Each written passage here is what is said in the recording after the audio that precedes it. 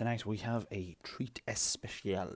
Today we are going to be looking at how to restore multiple controllers in one go.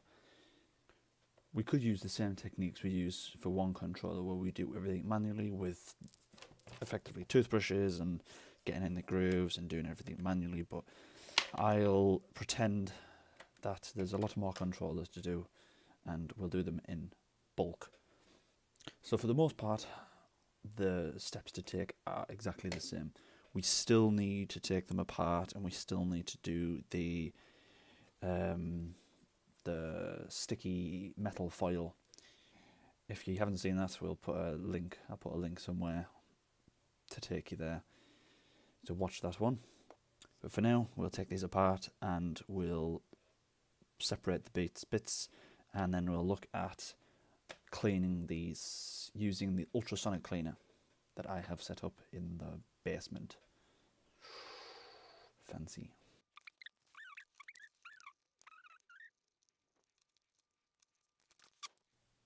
This has obviously got a bit of a history of someone wondering why it's not working, taking it apart, not being able to figure it out or whatever, and then putting it back.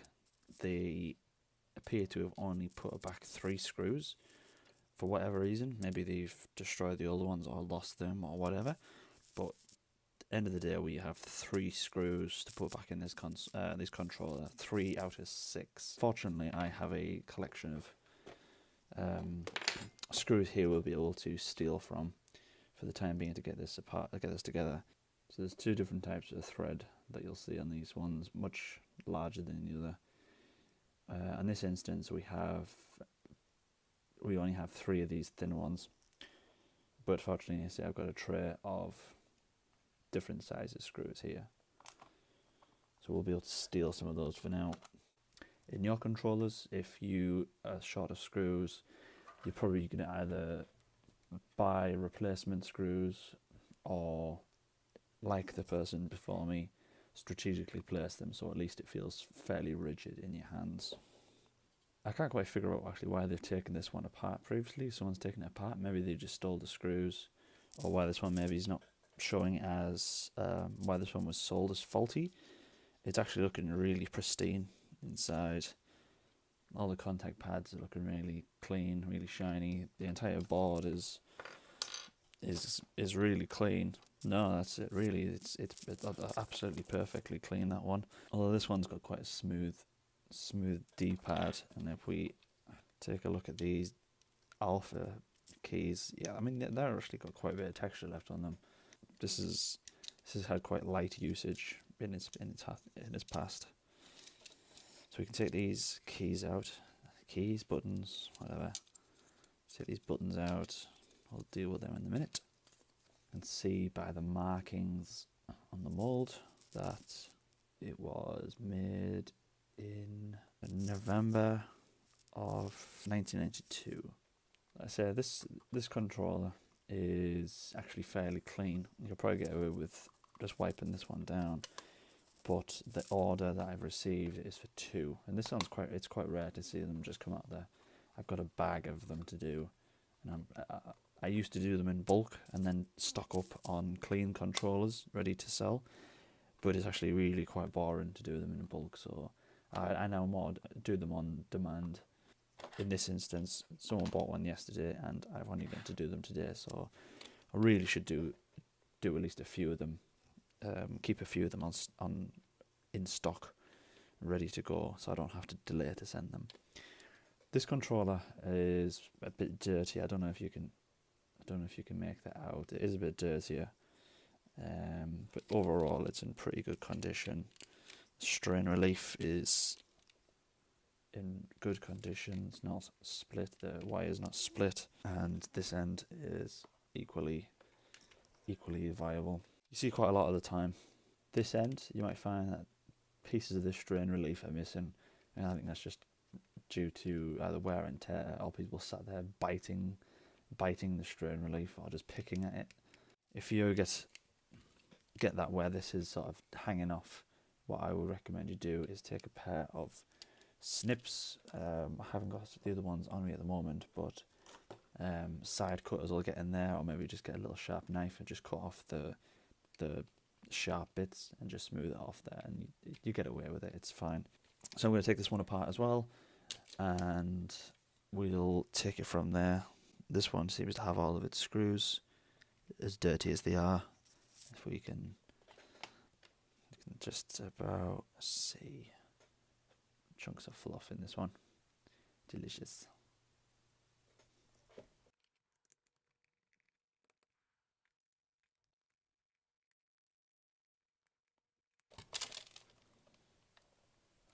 Although these are the same actual model on the back, showing on the back one, they're both 1650. One's made in Taiwan. The first one was made in Taiwan with the skinnier screws, smoother texture to the plastic. The second one is made in China, and it has the larger larger thread size variety on the screws. You can also see that the D-pad has a different configuration as well, whereas this one, the first one, uses this sort of inverse pivotal type where it rocks on the bottom. So if you press in one way, it rocks and then registers the button on the other side. This one is more like from the first video I did. Actually, it's the same from the first video I did, where it sits on a pivot. It sits on a point and rocks and presses the membrane directly on the board. The membranes on this second controller is much smoother. We'll probably find that these won't register the button press as well as the other one, which seems to have a bit more texture to it. But it's not going to do many favours. If you can just about see on this one and this one, the copper traces are quite dirty. So hopefully they'll clean up quite nicely. Now that the buttons are at the controller, you can get a better look at how dirty they actually are. You can see the dirt in the indentations there and all the way around the side. It's sort of built up over the years of use.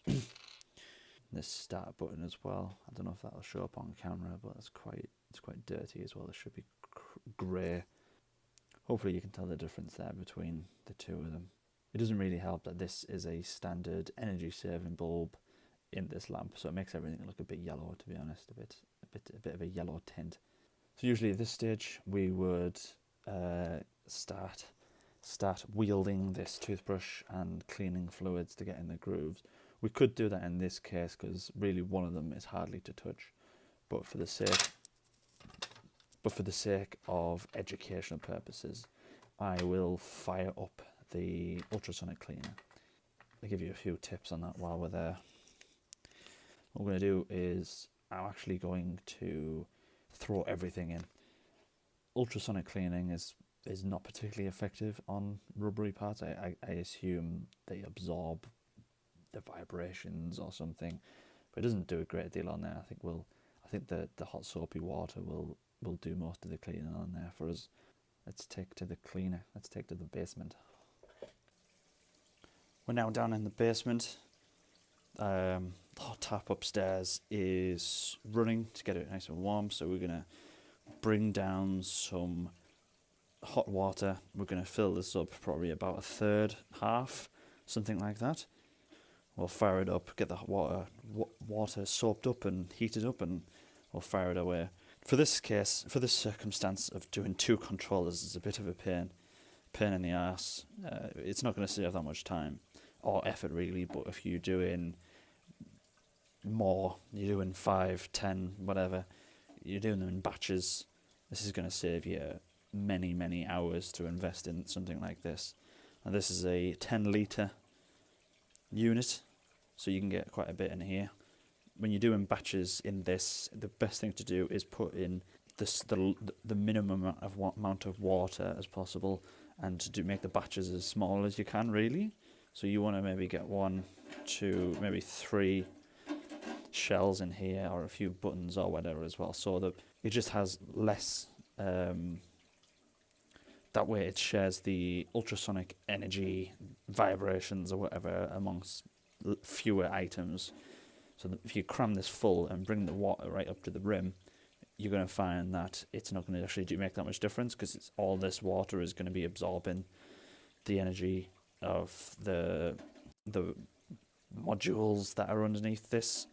I'll just do this in 2 batches as to not overdo it, overfill it, and then you'll find that you only need to put it in for maybe 2 or 3 minutes to get them nice and clean. Here we are, we've got water in, so we've got about, filled probably about to a quarter, but that's enough, it's sufficient, it's got plenty of coverage on here. I've put a dash of washing up liquid in here as well as a detergent. Now the detergent is used for cutting through, breaking down the greases and dirt and whatnot. It also helps with the cavitation process as well. If you just have plain water in there, it doesn't actually, you can't actually see any effects. But with a dash of washing up liquid in there, it actually causes the cavitation and those bubbles coming out of all the little crevices on your controller and whatever you clean in there. The temperature blink in there, it's coming up to temperature. You see this is the target temperature, 50 degrees Celsius, and it's currently sitting at 41 degrees Celsius. Probably put that to 3 minutes just for these ones, and then as soon as I press this button, it's going to set it away. What I'm going to do is put this lid on. It helps with some of the noise coming off it, but really this is noisy as frig. So I have a box of ear plugs down here to use if I'm sat down here doing batches of it, because it really does do your head in. Now I'll probably turn the volume right down as to not like explode your speakers or knock your headphones off your head. But yeah, this is going to get pretty loud. We're going to set this away and watch your ears, boys.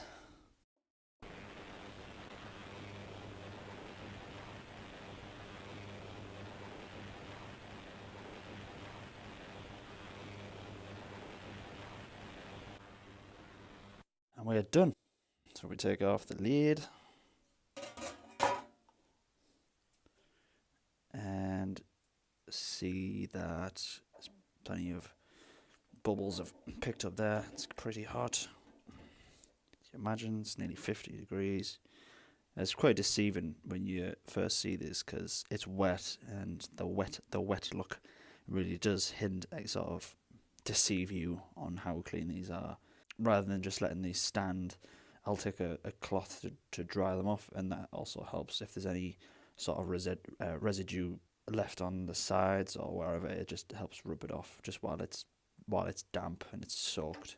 You'll see that actually there is some dirt in there, but with the combination of the heat and the water and the detergent, it's ready to come out. If you look at that wrong, it'll just fall out. So I think if I give that a quick blow, it's all just falling out there. So that's pretty much done. Let's say that's taken the majority of it off. I'm gonna go along and wipe these down. I'll take these out. I'll set away the next batch. It's hard to see sometimes, like, the difference it makes, but when you go to empty this out, you'll find there's a lot of like this built up dirt on the bottom of the pan. So you can really tell that it is actually making a difference. Now back at the desk. I think between the last video and now, I put the other shell and the boards in, or I ended up putting just one of the boards in because the other one we've already said it was really clean. This one is now also really clean. I could do with probably a final wipe down to make sure that all the residue from any washing up liquid residue is off these pads here, because even just a smudge of something on there can just stop that contact from happening. So we'll give this a wipe down, make sure it's fine. The thing is, you can wash electronics. It's perfectly fine to wash electronics. And the rule of thumb is, don't turn on electronics that are in water. When you've finished, make sure the water that's trapped underneath these resistors, in any of these joints here, is all blown out. Like, blow out with a hairdryer, or with just blowing it out with your mouth. If water sat under there, it will corrode these pins. So as long as we get the water out, before using it and putting it back together again, we'll be fine. So I've been careful. I've removed any liquid that was on here, blown it out of there, and wiped this down. So these pads here are now really shiny. So we're going to get this back together. We're going to give it the usual. We're going to do the pads up. We're going to do the pads. We're going to put the foil on the pads, and be ready to go. One thing I would recommend, if your screws are dirty, all you need to do is just get them with a brush and hey presto. I will do another video that shows what to do if how to remove corrosion from screws, but for now these screws are fine. Just get the dust off and they're back in. So we've got a few of these to go. If I remember, yes, so with the first control that we took apart, we need to find some viable screws to replace with the ones that are missing from someone else that's decided to try the hand at this, but never put it back together again properly. So we're gonna have to try and salvage some screws from somewhere. Fortunately, I've got plenty of controllers, and a few of them are beyond repair. So hopefully you'll be able to just steal some screws from those. For now, we'll put the foil on the pads, get them back together again, and then put a bit of this stuff on the plastics, and we'll be good to go.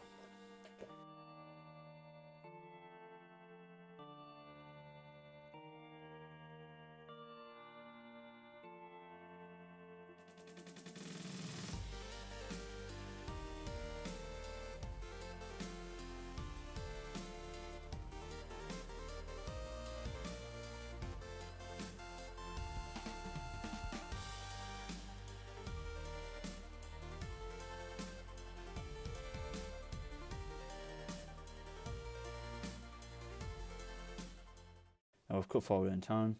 I've done each of these 8 membranes plus these D-pad contacts as well.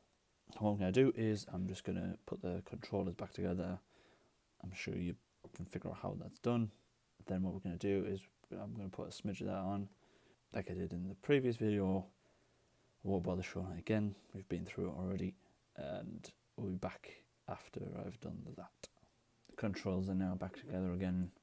We've got them screwed up and they've been gelled up as well to get them to restore the plastics, to make the plastics look nice as well. So what I do as well before I send any controllers to a customer is I have a quality assurance checklist that I fill out, that I go through, and there's a bunch of things on there that I check off. The way I generate these forms is that I've made an app that goes through and makes like a table, HTML. There's a bunch of questions that you can add to like an order, and then you go through and you are able to then generate this form, and then it prints out. So this is quite good for my own safety to go through and just make sure that I've checked everything, make sure all the screws are back in, that I've cleaned the cable, that I've cleaned any ports, any connections, just stuff to jog my memory really. Also then what I do is then I'll just send this to the customer, show them the things that I check as well. So that's quite good. If you go into making to do this, I'd recommend that you have something along these lines. Maybe just make a Word or an Excel document or something like that. So these are ready to go now. I'm just going to give them the final once over. Got a Mega Drive over there that I'll sit and play the first level of Sonic 1 on, and make sure that all directions, buttons, start button, all work fine. So if this was your thing, you enjoyed this, then go ahead, I guess, and subscribe, like, share, and all that good stuff. If you do subscribe, I guess you'll be notified when a new video comes out, which I have quite a bit of content coming up. I've got some Mega Drive, Master System, Genesis, and the Saturn, I believe. I've got a few of them lined up. I've got a shelf stacked full of stuff to do. Hope to see you again. Farewell.